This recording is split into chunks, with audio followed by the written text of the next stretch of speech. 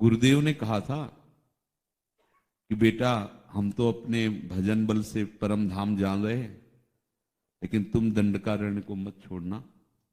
स्वयं परम धाम प्रभु शरीर धारण करके तुम्हारे पास आएंगे। देखो विश्वास, बस इसी शब्द से सबरी जी जीवित रह गए, नहीं अपने गुरु का वियोग नहीं सह सकती थी। गुरु की आज्ञा हुई, रोज मार्ग साफ करती थी, सुंदर जल से छिड़काव करती थी, पुष्प लाके संजो के रखती, फल लाके रखती। जब प्रभु आएंगे ना तो पहले क्या करूंगी, बैठे बैठे चिंतन कर रही, रास्ता देख रही। गुरुदेव ने कहा था आएंगे ना प्रभु। भाई 1-2 दिन नहीं, वर्ष 2 वर्ष नहीं, सुनते 1000 वर्ष है, 10,000 वर्ष। सोचो आप, विश्वास की चरम सीमा। यहां तो अगर 1-2 साल हो जाए तो अश्रद्धा हो जाएगी। तो हो सकता है गुरु है, फुसलाने के लिए कह दिया हो। गुरु कभी फुसलाने के लिए नहीं बोलते, बस वो पकड़ने की बात होती है। वो सौभाग्यशाली जो पकड़ ले। संत जन रसिक जन तो अपने अनुभव रूपी हीरा फेंक रहे हैं, पर वो मूढ़ उसकी कीमत न समझकर वो उनसे खेलता रहता है, उसकी कीमत नहीं समझता है। शबरी जी के मन में कभी एक बार भी नहीं आया कि इतना समय हो गया, रोज के पुष्प फेंकने पड़ते हैं, रोज के फल फेंकने पड़ते हैं, रोज ताजे रखती है। कभी कि अब आए तो है नहीं, वो पुष्प चयन न करे, वो फल संचय न करे। भावुक महापुरुष जन तो ऐसा कहते कि चख चख के रखती थी कि कहीं हमारे प्रभु को कोई खट्टा फल कशैला ना लगे, मीठे मीठे फल। अब वहां जंगल में बेर आदि। इतने वर्षों का विश्वास निहाल कर दिया उनको। बड़े बड़े ऋषि मुनियों के पास प्रभु क्यों नहीं गए, क्या कमी थी? विचार करके देखो। जहां राक्षसों का ऐसा बल था कि जैसे अपने लोग तरबूज पाते हैं ऐसे ऋषियों को फाड़ के खा जाते थे, हड्डियों के ढेर लगे थे, वहां जो महात्मा रह रहे हैं वो कैसे होंगे? आप विचार करो। उन महात्माओं में क्या कमी थी जो भगवान सबके आश्रमों में नहीं गए? आए थे, विचार कीजिए। कहीं प्रमाण नहीं मिलता कि दूसरे के पास गए हो, क्योंकि कहीं ना कहीं सबको अपनी तपस्या, अपने व्रत, अपने नियम, इनका बल था। सबरी जी को केवल विश्वास था। मेरे गुरुदेव ने कहा है भगवान आएंगे।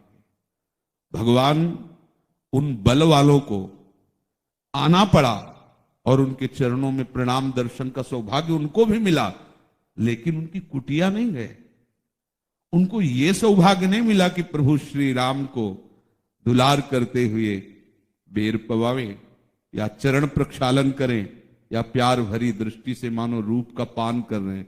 वो सबरी जी को हुआ, क्योंकि इतने दिन का इंतजार, इतने दिन का विरह विश्वास को हटने नहीं दिया। विश्वास पूरा तो विश्वास का ये फल हुआ। एक ब्रह्म ऋषि अपने तपोबल से ब्रह्मलोक जा रहे थे, तो किसी ऋषि ने कहा कि प्रभु पधारने वाले हैं। तत्काल उन्होंने यात्रा रोक दी। ऐसे तपोबली थे, पर प्रभु क्या उनके पास कभी बैठे क्या? जाते रहे बिरंच के धामा, श्रवण सुने बनाई है रामा, चितवत पंथ रहे दिन राती, अब प्रभु देख जुड़ानी छाती। केवल दर्शन, लेकिन सबरी जी को दर्शन की बात नहीं। प्रभु सबरी जी को तो होश ही नहीं, होश ही नहीं। प्रभु कह रहे हैं वो जो बेर रखे पवा, प्रेम ऐसी बेशुद्ध स्थिति प्रकट कर प्रभु स्तवन कर रहे हैं सबरी जी का। जो नौधा भक्ति का उपदेश नहीं कर रहे, उपदेश उससे दिया जाता है जो जीवित रह करके आचरण करे। सबरी जी तो अभी भगवान के सामने ही प्रेमाग्नि में शरीर को भस्म करके जा रही भगवान के धाम, तो सबरी का स्तवन कर रहे हैं कि अगर जो भक्ति हमने वर्णन की, नवमः एको जिनके हुई, पुरुष नारी सचराचर कोई, मेरे लिए परम प्रिय हो जाता है। फिर सब भक्ति तो तुम्हारे अंदर विराजमान है। सबरी जी का स्तवन प्रभु कर रहे हैं। पूरे चरित्र में देखने पर पता चला एकमात्र विश्वास, गुरु चरणों का आश्रय और उनके वचनों का विश्वास। नहीं, इतना लंबा विरह कैसे कैसे कैसे हो सकता? 10,000 वर्ष पर कभी उनको एक बार भी ऐसा नहीं है कि कहीं गुरुदेव ऐसे तो नहीं बोल गए। नहीं, गुरुदेव के वचन ऐसे नहीं होते। वो विनोद में भी जो बोलते हैं वो भगवत स्वरूप वचन होते हैं, ब्रह्म स्वरूप वचन होते हैं।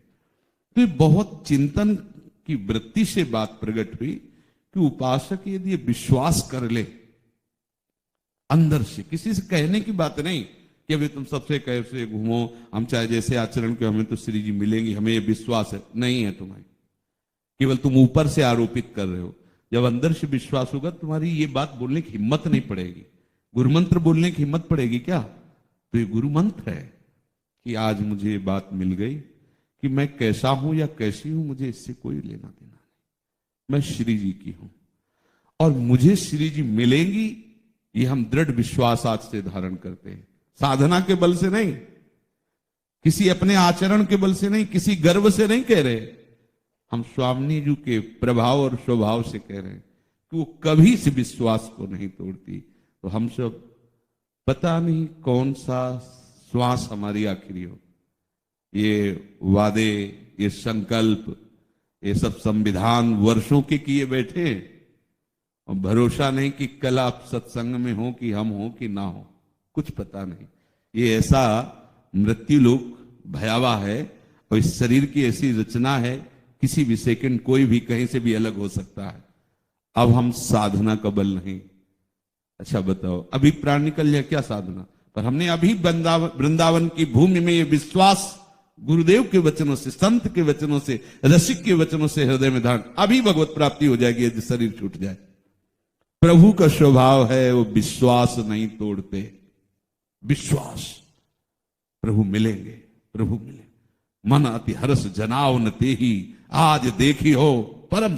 ये विश्वास जितना गाढ़ा होता जाएगा उतने ही आप प्रभु के नजदीक पहुंचते जाएंगे, उतने प्रभु का महान वैभव आपके हृदय में प्रकाशित होता जाएगा।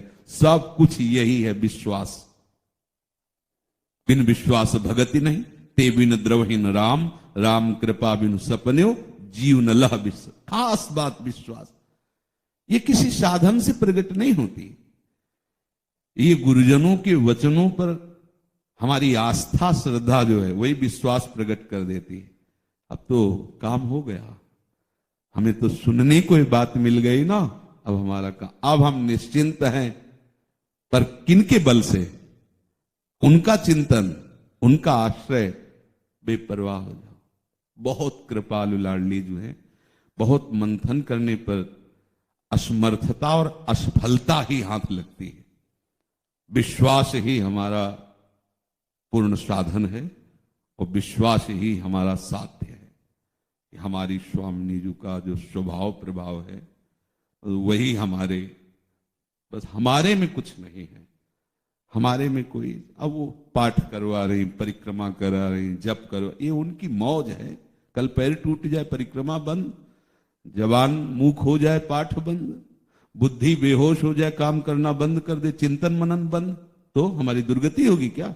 नहीं, हम तो भरोसे में थे। वो भरोसा, वो विश्वास हमें श्री जी से मिला देगा। ये जितने बाह्य साधन हैं ये सब पांच भौतिक शरीर के द्वारा हो रहे हैं और ये शरीर नाशवान है, धोखेबाज है, कभी भी धोखा दे सकता है, लेकिन विश्वास नहीं।